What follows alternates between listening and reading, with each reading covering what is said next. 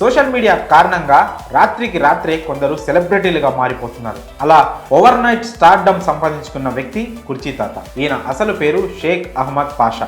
తాతను యాటిట్యూడ్ కా బాప్ అనవచ్చు. సినిమా డైలాగులకు మించి ఉంటాయి తాత చెప్పే మాటలు.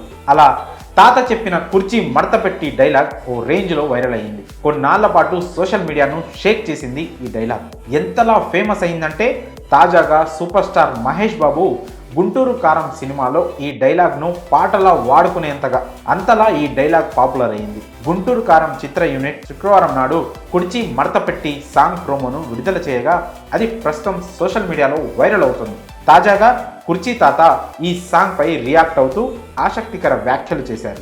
మహేష్ బాబు లాంటి గొప్ప నటుడు తన డైలాగ్ను వాడుకోవడం నిజంగా తన అదృష్టం అన్నారు. అవకాశం వస్తే పాటలో ఒక్క చరణానికైనా డాన్స్ వేయాలని ఉందని చెప్పుకొచ్చారు. ఈ సినిమా మ్యూజిక్ డైరెక్టర్ తమన్ తనను పిలిచి కుర్చీ మడతపెట్టి డైలాగ్ను వాడుకుంటున్నానని తెలపడమే కాక ఓ బైట్ కూడా తీసుకున్నాడని వివరించారు. అంతేకాక తనకు ఆర్థిక సాయం కూడా చేశారని చెప్పుకొచ్చారు. మరి సినిమాల్లో నటించే అవకాశం లభించిందా అంటే గుంటూరు కారం సినిమాలోనే తనకు ఛాన్స్ ఇచ్చారని, కానీ అదే సమయంలో తాను కనపడకుండా పోవడంతో ఆ అవకాశం కోల్పోయినట్లు చెప్పుకొచ్చారు. అయితే త్రివిక్రమ్ నెక్స్ట్ ప్రాజెక్ట్లో తనకు అవకాశం ఇస్తాడని కుర్చీ తాత చెప్పుకొచ్చారు. గురూజీ డైరెక్షన్లో ఐకాన్ స్టార్ అల్లు అర్జున్ సినిమాలో తాను ఖచ్చితంగా నటిస్తానని, అవకాశం ఇస్తారని ఆశిస్తున్నానని అన్నారు. తాత మాటలు విన్నవారు, అతని అభిమానులు కూడా కుర్చీ తాతకు ఒక అవకాశం ఇవ్వాలని కోరుతున్నారు. కుర్చీ తాతకు సినిమాల్లో ఛాన్స్లు వస్తాయో లేవో చూడాలి. కుర్చీ తాత సాంగ్ రిలీజ్ అయ్యాక ఇంకా ఎన్ని రికార్డులు క్రియేట్ చేస్తుందో చూడాలి అంటున్నారు